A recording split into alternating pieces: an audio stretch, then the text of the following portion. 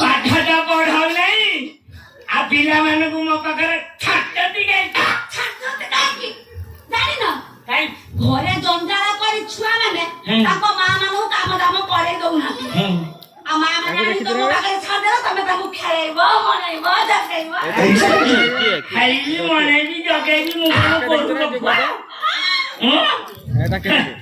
ତମେ ମୋ କରାମତି ବିଷୟରେ ଜାଣିବ କେମିତି ହଁ ଆଗରୁ ଯୋଉ ମାଇକିନିଆ ମାନେ ଧୀରେ ଛେଳି ମୋ କରାମତି ଜାଣିଥିଲି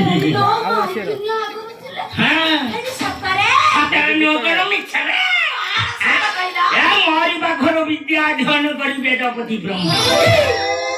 ଚାରି ମୁହଁରେ ଖାଲି ବେଦ ଚାରି ଦିଗକୁ ଚାରଣ ବଟାୟା କରିକି ଫୋପାଡ଼ି ବ୍ରହ୍ମା ତମ ଶିଷ୍ୟ ଇନ୍ଦ୍ରା ସ୍ୱର୍ଗରେ ରାଜା ହେଇକି ବସିଛି ଆଉ ଶିଳ୍ପ କେତେ ଜ୍ଞାନ ଦେଲି ଯାହାର କହିଲା ଗୁରୁଦେବ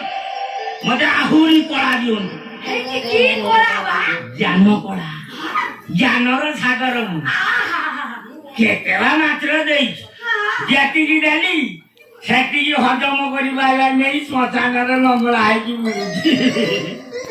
ଆଉ ଜମ ଚଗଲା ଜମା ପାଠ ପଢେନି ପିଛାରେ ଛିଡେଇ ଦେଇଛି ଝିଅଆଳେ କହିଲା ଗୁରୁଦେବ ତମେ ତମ ଦୌଡ଼ାରେ ବନ୍ଧା ହବ ନାହିଁ ମାନେ ମୋର ମରଣ ନାହିଁ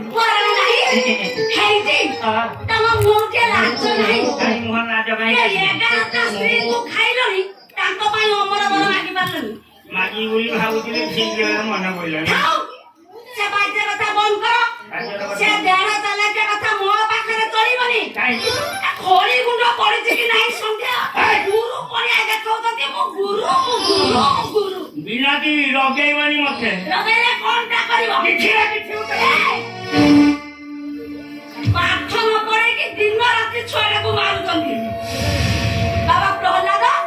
ଆଙ୍କ କଥା ଜମା ଶୁଣିବୁନି ମୁଁ ଯାହା କହିବି ସେଇଆ କରିବି ସବୁବେଳେ ସେଇ ପ୍ରଭୁ ନାରାୟଣଙ୍କୁ ଡାକି ମହାରାଜ ଶୁଣିବା ମୁଣ୍ଡ କାଟା ହବ ବାଉଁଶ ହବ କିଛି ହବନି ବାବା ତୁ ଡାକ ବାବା ତୁ ସେଇ ହରିକୁ ଡାକ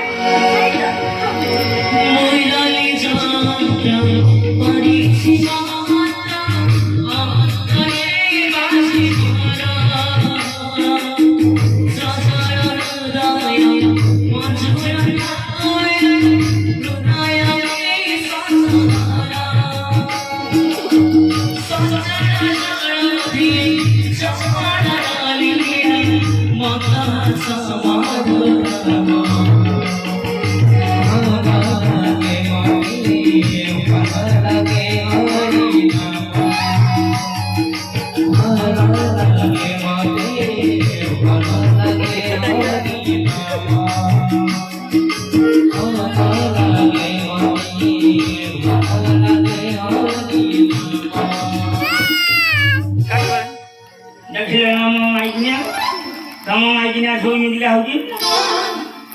ଭଳିଆ ମାଇକିନିଆ ପାଖରେ ରହିବା ଯା କୁକୁର ପଲା ରହିବା କାଠୁ ଭଲ